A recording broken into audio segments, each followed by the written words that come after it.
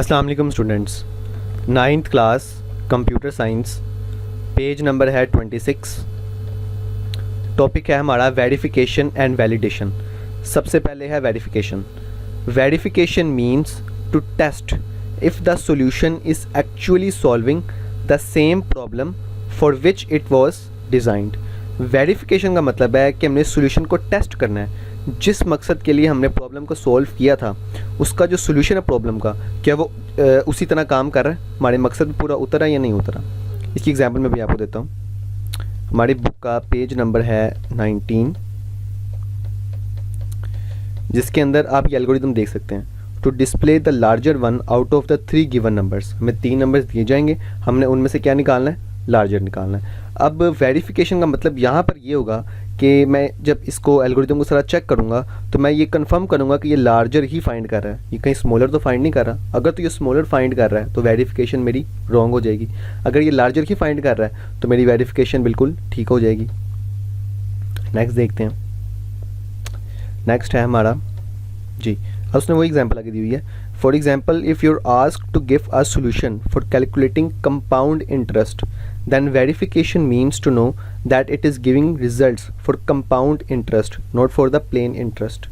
मिसाल के तौर पर अगर आपको कहा जाए कि आपने एक प्रॉब्लम है, उस प्रॉब्लम के अंदर आपने कंपाउंड इंटरेस्ट कैलकुलेट करना है और आपने उसके सोल्यूशन को क्या करना है, वेरीफाई करना है, तो वहाँ पर वेरिफिकेशन का मीनिंग ये होगा कि वो जो है एल्गोरिदम वो कंपाउंड इंटरेस्ट ही कैलकुलेट कर रहा है, वो प्लेन इंटरेस्ट कहीं कैलकुलेट नहीं कर रहा। अब मैं आपको बताता हूँ कि ये कंपाउंड इंटरेस्ट और ये प्लेन इंटरेस्ट होता क्या। सबसे पहले हम देखेंगे प्लेन इंटरेस्ट को। जी ये देखें, प्लेन इंटरेस्ट कह लें या सिंपल इंटरेस्ट कह लें, बात एक ही है, कोई मुख्तलिफ ऐसे में कोई बात नहीं है। Suppose you deposited 1500 rupees in a bank and bank offers simple और प्लेन इंटरेस्ट ओनली। मिसाल लेते हैं प्लेन इंटरेस्ट को समझने के लिए कि आपने एक बैंक के अंदर 1500 रुपया डिपॉजिट कर दिए और जो बैंक है वो उसके ऊपर सिंपल या प्लेन इंटरेस्ट ऑफ़र करता है और जो इंटरेस्ट का रेट है वो क्या 5%, यानी कि 1500 रुपये के ऊपर 5% आपको क्या मिलेगा, इंटरेस्ट मिलेगा, आपको फ़ायदा मिलेगा। तो पहले साल में 1500 रुपये के ऊपर आपको कितना इंटरेस्ट मिलेगा, 5% मिलेगा। अब ये पहले साल का इंटरेस्ट है, तो आप जानते हैं जब परसेंट को हम खत्म करते हैं 100 पे डिवाइड कर देते हैं, तो सेम केस यहाँ पर हुआ है। 15 multiply by 5, 1500 multiply by 5 divides bye 100, answer इसका क्या आ गया, 75 रुपीज़। अभी मैं आपको इसका कैलकुलेट करके दिखाता हूँ इसको। ये देखें, सबसे पहले आपने क्या करना है, 1500 इसको आपने मल्टीप्लाई करना है 5 के साथ और आपने इसको डिवाइड करना है 100 के साथ। देख सकते हैं आंसर क्या आ गया हमारे पास, 75 आ गए। ये मेरा प्लेन इंटरेस्ट और सिंपल इंटरेस्ट निकला है पहले साल का। सिमिलरली मैंने 1500 रुपये डिपॉजिट करवाया हुआ है, फिर मुझे उसके ऊपर 5% इंटरेस्ट मिल जाएगा, 75 रुपीज़। सिमिलरली तीसरे साल मैंने इसको 1500 रुपये डिपॉजिट करवाया हुआ है, मुझे उसके ऊपर 5% प्लेन इंटरेस्ट और सिंपल इंटरेस्ट मुझे मिल रहा है, तो वो मुझे कितना मिलेगा, 75 रुपीज़ मिलेगा। जी स्टूडेंट्स, अब हम समझेंगे कि कंपाउंड इंटरेस्ट क्या होता है। तो ये देखिए कंपाउंड इंटरेस्ट क्या होता है। असल में कंपाउंड इंटरेस्ट का मतलब होता है इंटरेस्ट ऑन इंटरेस्ट, इंटरेस्ट के ऊपर इंटरेस्ट मिलना। अब हम पहले वाली एग्जांपल लेते हैं ताकि हमें अच्छी तरीके से समझ आ जाए। सपोज करते हैं हम कि हमने एक बैंक के अंदर कितने पैसे डिपॉजिट करवाए हैं, 1500 रुपीज़, और बैंक क्या ऑफ़र करता है, हमें कंपाउंड इंटरेस्ट ऑफ़र करता है और उसका भी इंटरेस्ट रेट 5% ही है कि वो 5% ही आपको इंटरेस्ट, कंपाउंड इंटरेस्ट देगा आपके डिपॉजिट करदा रकम के ऊपर। तो पहले साल वो क्या करेगा, पहले साल आपने 1500 रुपये जमा करवाया हुआ था, डिपॉजिट करवाया हुआ था, उसने उसके ऊपर आपको 5% क्या दिया, कंपाउंड इंटरेस्ट, और पहले साल आपका कितना इंटरेस्ट बन गया, 75 रुपीज़। अब सिंपल और प्लेन इंटरेस्ट और कंपाउंड इंटरेस्ट में फ़र्क बस इतना ही है कि जो आपकी डिपॉजिट करदा रकम होती है, सिंपल इंटरेस्ट में हर साल वो ही ली जाती है और कंपाउंड इंटरेस्ट में जो आपकी क्या नाम है डिपॉजिट करदा रकम होती है, उसके अंदर हर साल जो आपको इंटरेस्ट मिला होता है वो ऐड होता जाता है। ये फ़र्क होता है इसके अंदर। जैसे कि 1500 मैंने डिपॉजिट किया हुआ था और लास्ट ईयर मुझे उसके ऊपर कितना था, इंटरेस्ट मेरा कितना था, 75 रुपीज़। तो उन दोनों को ऐड किया जाएगा और जो रकम मिले बन जाएगी उसके ऊपर मुझे 5% इंटरेस्ट दिया जाएगा। ये इसका काम होता है। अब देखें 1500 को 75 में प्लस करेंगे तो 1575 यानी कि 1575 बन जाएगा। उसको हम 5 से मल्टीप्लाई करेंगे, 100 पे डिवाइड कर देंगे तो सेकंड क्या नाम है हमें सेकंड ईयर हमें कंपाउंड इंटरेस्ट क्या मिलेगा 78.75 यानी कि 78.75 रुपये हमें सेकंड ईयर यानी कि दूसरे साल में हमें कंपाउंड इंटरेस्ट मिलेगा। अब आपको मैंने जैसे कि बताया कि हम कंपाउंड इंटरेस्ट में और सिंपल इंटरेस्ट में फ़र्क क्या होता है कि जो पिछले साल हमें हुआ होता है क्या नाम है हमारा जो पिछले साल हमारा जो इंटरेस्ट बन गया होता है, जो हमारी डिपॉजिट करदा रकम होती है, पिछले साल हमारा कितना बन गया था रकम 1575, ठीक है ना।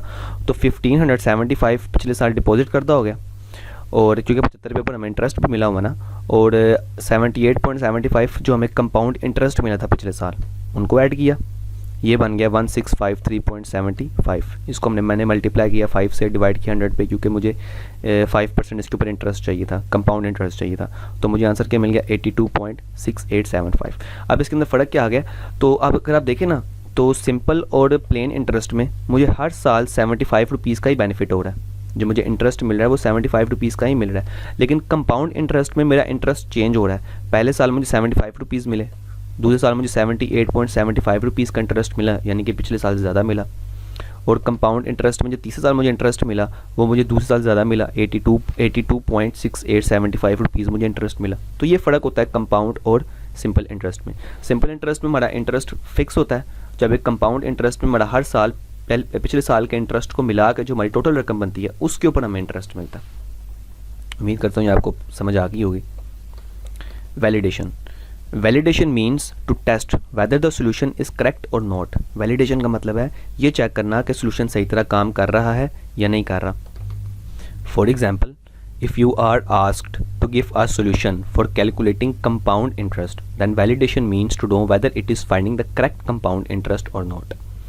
मिसाल के तौर पर अगर आपको कहा जाता है कि आपने एक प्रॉब्लम है जिसके अंदर आपने कंपाउंड इंटरेस्ट को कैलकुलेट करना है और आपने उसका सोल्यूशन निकालना है, अब उसके सोल्यूशन की आप टेस्टिंग करेंगे और चेक करेंगे कि वो करेक्ट फाइंड कर रहा है कंपाउंड इंटरेस्ट या नहीं।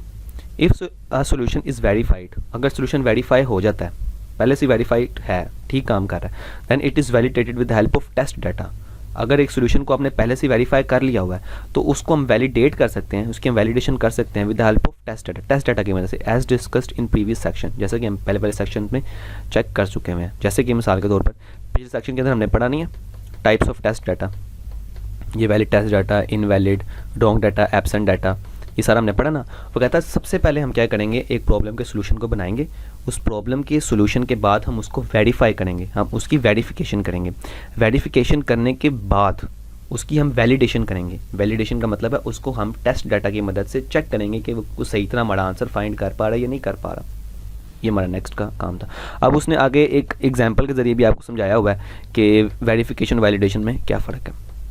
एग्जाम्पल नंबर 1 है, let's assume that you go to a pizza shop and order a chicken pizza. You state your requirement that it should be less spicy. You also expect that it would taste good. When the pizza arrives, you can observe that it is a chicken pizza. This is called verification. Now when you eat the pizza, you can check whether it is less spicy or not.